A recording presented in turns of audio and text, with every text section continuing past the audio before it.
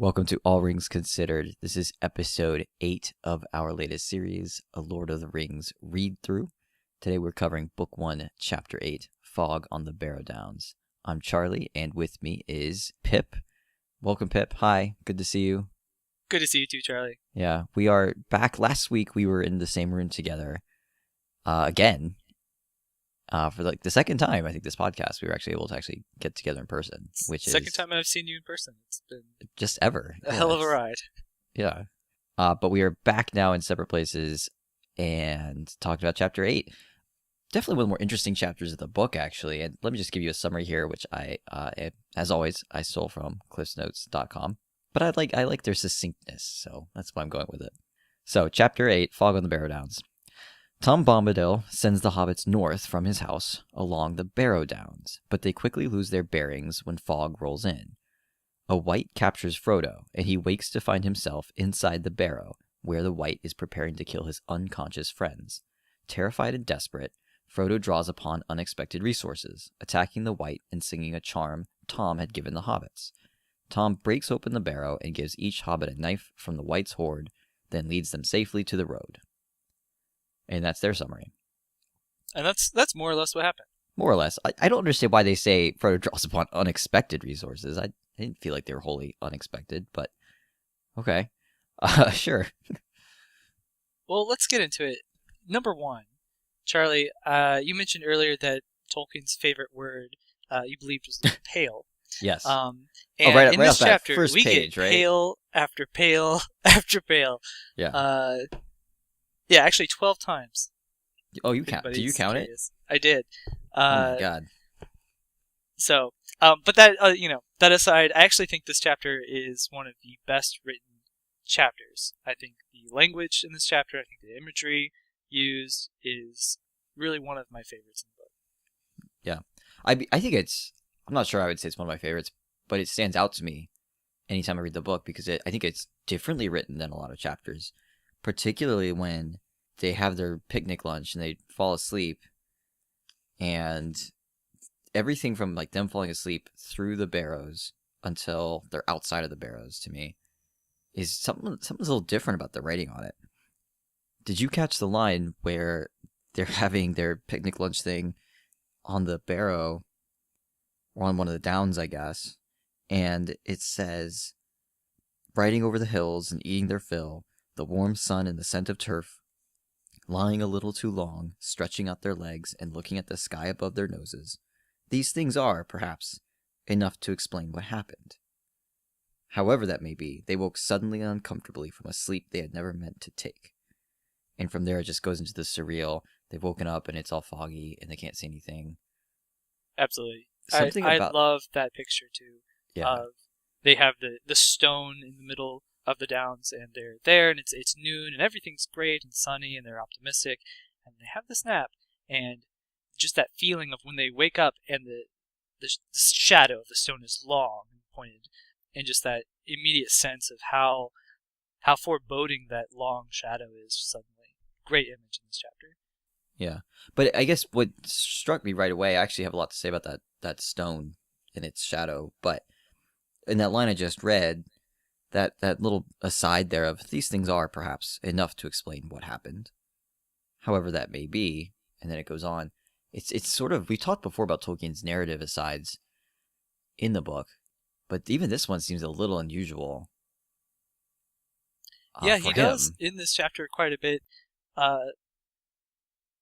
It's more explicitly telling a story, like it has the narrator speaking to the reader. But I mean, also there's an interesting, the narrator speaking to the reader, but we've seen that before. What's striking here is that the narrator speaks to the reader and all of a sudden goes into this mode of, oh, I'm not going to tell you what's happening entirely.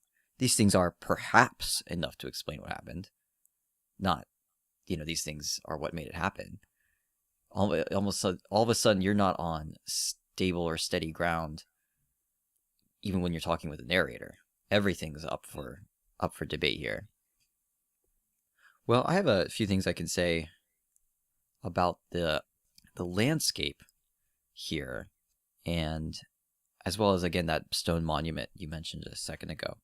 But that's what you studied, right? Was some of the subject of your research in Yeah. master's program. Yeah, when I was in graduate school, my big passion was sort of perceptions of landscape within medieval literature.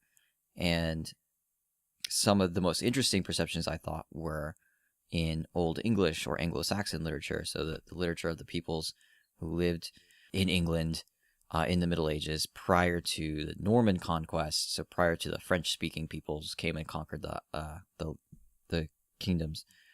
Yeah, I was very interested in their literature as well as any perceptions of landscape, both in their literature as well as other cultures' literatures. But a couple things stand out to me here then. This whole setting of the Downs, it's very, it's like a Celtic kind of setting. By that I mean to say, when the Anglo-Saxons wrote about their England and they described the kind of scenery they were in, there would be both the Roman scenery that was before them, so the ruins of these great big cities, and the Celtic scenery. What you see a lot in book one of The Lord of the Rings is a lot of Celtic-esque descriptions, and not very many Roman-esque ones, which I think is interesting. So it's almost as though the hobbits are wandering through an England that, a kind of England that has been affected by the Celts and the native Britons, but not by the Romans. I mean, you don't really see much the effect of, oh, these crumbling big cities everywhere. There are some ruins, but even when we get to places like Weathertop in chapters to come, they're not really much left. They're really kind of gone. But the image of these downs and these barrows with stone monuments, very Celtic there, and very much something the Anglo-Saxons would have seen in their landscapes, right, as far as the people who came before them. And these things are still in England today, of course, too, right? But on that note, I'm not sure right now if I'm ready to tease out why Tolkien would have them walk through the Celtic countryside without a Roman countryside as well. That's interesting to point out. Yeah, but regardless, these standing stones it mentions a lot. So these would be really common sort of landmarks. They're common landmarks today in England, and they definitely would have been common in the Middle Ages with the Anglo-Saxons. And there's a really good article by a couple of scholars named Reynolds and Langlands. They wrote this article that I fell in love with in graduate school, and I just used it as a springboard for all my research, where they talked about, the title of the article was Travel as Communication. And it was talking about how Anglo-Saxon peoples would have traveled across the land. And when they did so, they had to make use of particular communicative landmarks that often were man-made. So we're talking about erected monuments. And often they would have been like these stone kind of monuments and stuff. Reynolds and Langlands find a lot of interesting conclusions there because they say, like, we can look at the placement of some of these, say, an erected series of crosses, of stone crosses. They would be put on top of a hill, and they had at least one instance of they're on top of a hill. If you're on the road, you see one, and it kind of leads your eye to the next one, and if you follow them, they sort of show you the way to safety or shelter. And what strikes me then here is the hobbits are in the Downs. They're among these barrows, Celtic, right? They had these standing stones, and they are a kind of landmark, right? And Tolkien even teases this out. So he says about the big one that you mentioned earlier. He describes it as shapeless and yet significant, like a landmark or a guarding finger, or more like a warning. One, again, I actually think that's kind of a curiously written line, a little different than we've seen in Tolkien. It's very like unsteady. I mean, like I had that one marked too. Yeah. Yeah, it's like questioning, like, what is reality here? Like, is it this or is it that? It's not really clear. But note this: that monument he's describing is on top of a hill, right? It's a guiding landmark of some kind. But Tolkien says it's also kind of like a warning. And also, go ahead. Oh, sorry. Yeah, but there's just, and I know I've gone on way too long about this, but this is why I get to host a podcast. Immediately, what came to my mind is something I wrote. I actually wrote a lot about this. That in Beowulf, you have a scene where the heroes go on top of a cliff and see they go on top of a cliff and they see placed there is the severed head of one of their friends. And I argued, based on some of the language here, that this may in fact have a sort of sadistic parody value of what an Anglo-Saxon would have seen, like, as opposed to, instead of crosses on a hill leading to safety, they saw this severed head, and it actually led them to danger. It was leading them to a monster's den, and so it was just trying to play with that, right? That a kind of a communicative landmark that communicates something bad. And I think you see that here. I mean, Tolkien just calls it, this is more like a warning, what this monument is. Yeah, I definitely see that. I was going to ask you, because you're describing these as positive landmarks in order to get from place to place to lead you to safety. The stones are also described as jagged teeth. Right. And they're, the view is disquieting, so they just turned away from this view of these teeth coming out of the ground. Yeah. And that's just it. I think he's trying to make them appear eerie or creepy or unsettling, not even just because they look like teeth or something, but because they are inverting the very purpose of these communicative landmarks. Yeah, that is an interesting connection. You sound like my advisor whenever I pitch this. Well, Charlie, I think I have to keep the promise that I made a few episodes ago. I promised to talk more about stars, and I think this is the perfect chapter to do so. Yeah. Speaking of stars, how about you give us a 5-star rating on iTunes? Those see this podcast. And you know what? I'll feel more hopeful if you do it. Is that not what you were going to talk about? Is that not what you meant by talking about stars? Well, this other thing about stars, Tolkien, in his book, The Lord of the Rings.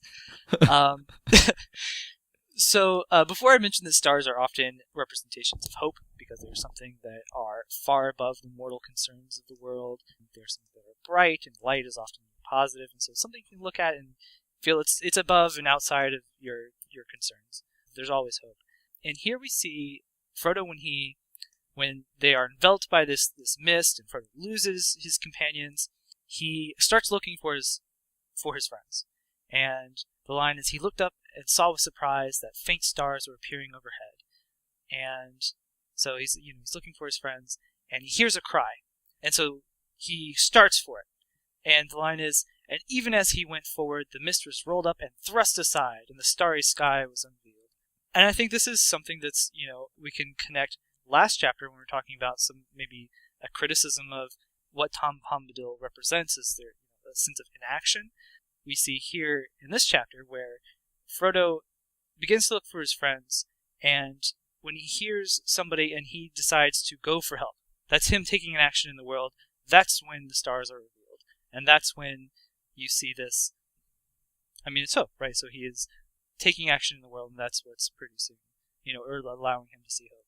You also see the Barrow-wight as a tall, dark figure, like a shadow against the stars. The Barrow-wight has this. I almost see him connected to inaction. I mean, you see how the hobbits are, when they're captured, they are resting. They're doing nothing really. They're clad in gold and beautiful things, but they're really they're not doing much.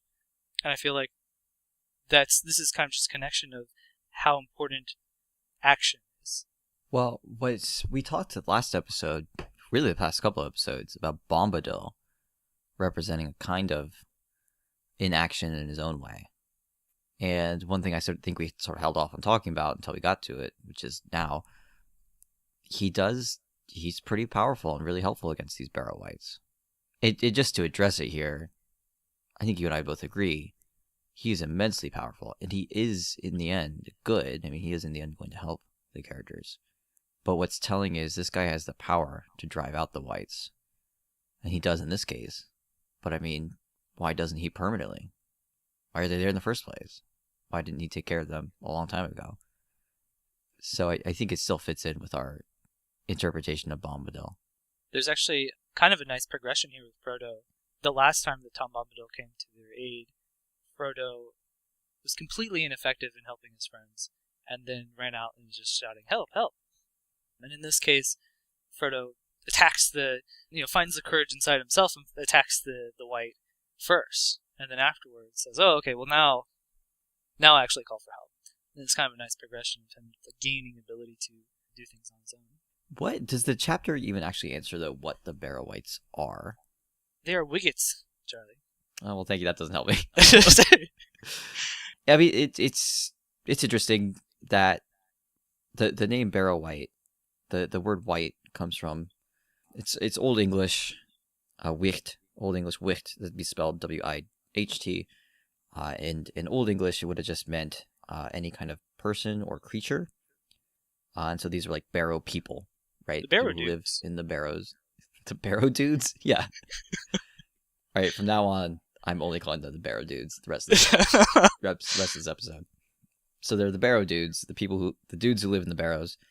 And I think it is kind of interesting that because of Tolkien, though, and I think because of these creatures, it does seem that that word has now come to mean spirit in modern language and modern fantasy. I know they're at least used in other. I think Dungeons and Dragons use them at some point. There's some kind of video connection games. Here. Every fantasy. The white is some type of ghost. Type of ghost, which was not really the case until Tolkien. Although I shouldn't get too nerdy with this, but that old. Well, you do have your own Lord of the Rings podcast, so let's so you might as well double down. Yeah, I'm doubling down. As I recall, that Old English wicht does mean just a person or a creature, but in other Germanic languages, it came to mean some kind of spirit quite a while ago. And the connection here being that, in a lot of these old languages, you see a connection between the idea of living things and the idea of spirits, because it's spirits that make something living, because in order to be animated, you have a spirit, right? I mean, animate coming from the Latin animus, like the spirit that's within you that makes you living. And so in one way, you could say Tolkien just brought it back to what it ultimately was a long, long time ago. Either way, I think actually there's something interesting there, is that the whites here have some sort of, they are not just an evil force. It's that they themselves may have some agency, or used to have agency before they turn into their current forms. Yeah, it does imply that they're not allied with Sauron, but it does imply that they're allied with Morgoth. Am I remembering this correctly? I think it does. I think you're right about that. Because he talks about the Dark Lord, but it's not. I'm not gonna be able to find it. Yeah, we might have to put a hold on that conversation. Because I don't have it marked, and maybe I should have, but regardless, I feel like there's something in there, which again, you wouldn't have necessarily caught if you read this in the 1950s, but we can catch now. I feel like there's some hint in here that they are connected to greater evils, like Morgoth, but I don't remember what was giving me that vibe, so I will have to check that later. So we're running out of time a little bit. Let's go over some of our favorite lines from this chapter. Yeah, just a fair warning. I think this is going to be our longest episode. Well, my favorite line, and I actually have quite a bit to say about this, so... I'm going to go through the etymology of each word in this sentence. Is that too nerdy? Should I not do that? You know what? Go ahead. Is that wrong? My favorite line, though, is first paragraph of the whole chapter. Pivotal paragraph where Frodo is in Bombadil's home. He hasn't left yet. And he has a dream. Or is it a dream? That's what's interesting. So the paragraph goes like this. That night they heard no noises, but either in his dreams or out of them, he could not tell which, Frodo heard a sweet singing running in his mind, a song that seemed to come like a pale light behind a gray rain curtain, and growing stronger to turn the veil all to glass and silver, until at last it was rolled back, and the far green country opened before him under a swift sunrise. Now, spoiler alert, this is the exact same not the exact same lines, but the basic structure and basic lines that you will see again in the very, very last chapter of the entire book when Frodo is sailing to the Undying Lands. And here they are showing up in this first paragraph of this little chapter at the beginning in some kind of dream. Although Tolkien, again, kind of emphasizes this was in his dreams or out of them, and he couldn't tell which. I think that's really interesting. But what I want to start talking about here is, so this is some kind of vision then of the Undying Lands, right? That must be what the far green country is. And just in case someone's listening to this and hasn't read the whole book already, and you're just listening along with us as we go through, the Undying Lands are these, I don't remember the in-universe explanation, but they're these special great places where you get to go and everything's blissful and Frodo gets to heal and all this stuff. It's basically heaven, but not technically really. Like, I know it's not technically heaven within Tolkien's universe, but, effectively, right? It's paradise. Yes? Maybe it's Eden if you'd rather than heaven, but still. Great, nice place in an almost like supernatural way. Like, nobody gets to go there unless you have done something super special. What strikes me about the imagery here is the gray rain curtain and how it gets turned to glass. There's a sense here that what's not allowing Frodo or any living being on Middle-earth for that matter to sort of interface with this Eden or heaven is that it's behind this rain curtain, right? Like everything they're seeing is behind this rain curtain, but it gets turned to glass, and then they can see it, and they can, as we'll see at the very end of the whole book, go there, right? And in a sense, that's the real world. C.S. Lewis actually used a really similar image in his own book, the last of the Narnia books, The Last Battle. He was describing how, this is toward the end of the book, when he has his characters go into a sort of rebuilt Narnia, except he says it's different from the old Narnia, and he says it's different in this way. He says, you may have been in a room in which there was a window that looked out on a lovely bay of the sea or a green valley that wound away among mountains. And in the wall of that room, opposite to the window, there may have been a looking glass. And as you turned away from the window, you suddenly caught sight of that sea or that valley, all over again, in the looking glass. And the sea in the mirror, or the valley in the mirror, were in one sense just the same as the real ones, yet at the same time, they were somehow different. Deeper, more wonderful, more like places in a story you have never heard but very much want to know. So you see the recurring image here of the thing you see in the mirror is actually the true world. That we are seeing sort of poor man's version of it, right? So Middle-earth itself is sort of a poor man's version of these Undying Lands, and only once the gray rain curtains pulled back do we get to see, like glass, through to the other side. But what interests me in both those authors, as far as that image goes, is that it seems to almost contradict a famous biblical image coming from Paul in his letter to the Corinthians, the New Testament, where he talks about how he says, "For now we see in a mirror dimly, but then we will see face to face." And when he says the then there, he means when we're all in the afterlife and we're all in heaven with Jesus. So Paul in the New Testament seemed to think that seeing things through a mirror was inferior. That was his gray rain curtain. And it wasn't until you saw it face to face that you actually had the real thing. Whereas Tolkien and Lewis seem to have this image of it's in the mirror, it's in the glass, that's the real thing. Maybe those could be reconciled. Well, I mean, for Tolkien at least, it seems like he's saying through the glass. So it's the thing on the other side. Well, which I think Lewis is saying too. I think his hint isn't that the image in the mirror is more real, right? It's that the mirror is giving you a glimpse of what it is, and like one day you'll be able to go through the mirror. It's on the other side, which I mean I think you could reconcile with Paul pretty easily too, right? Like right now we only see the mirror itself, and not face to face beyond the mirror. Anyway, that's enough of my rambling. I'm going to finally give our listeners a break. I'm going to turn it over to you. What's your favorite line? Well, I have two. Okay. So, so I picked out. I picked out two Charlie goes on forever, but Pip has two favorite lines, and that's okay. So the first one is just it's a favorite line because of the language. The second one is because of the imagery. So the first one is when Frodo is finally getting he wakes up in in captivity, and sees his friends and wants to run away, but all of a sudden he gets a spark of courage, and the line is, "There is a seed of courage hidden, often deeply, it is true, in the heart of the fattest and most timid hobbit, waiting for some final and desperate danger to make it grow." And I just love the final and desperate danger. I think that's just such a great way to communicate how that feeling of just the intenseness of feeling at the very end, and finding some hidden courage in yourself.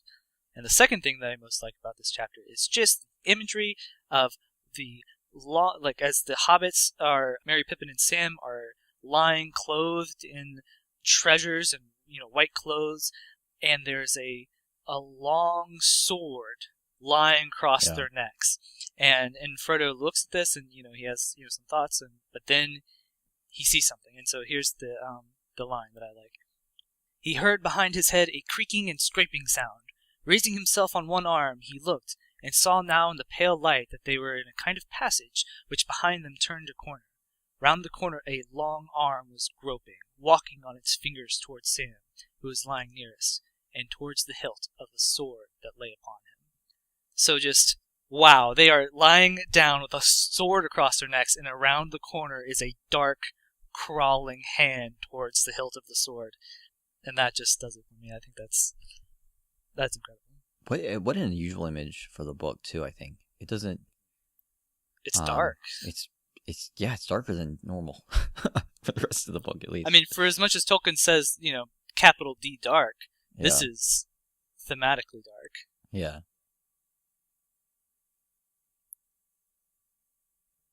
Was that 2? Did you give 2 lines? That was 2. Wow, I missed it. No, I'm kidding. It was just hard to keep count with all the talking you were doing. So yeah, I guess that wraps up this episode. This is like I said, fair warning, this is probably going to be our longest one yet. Which I would not have guessed that prior to starting this podcast. If you had asked me to put money on which one would be the longest, this would not have been on my list. All right, well, we have to wrap it up. We will see you next week as we discuss Chapter 9 at the Sign of the Prancing Pony.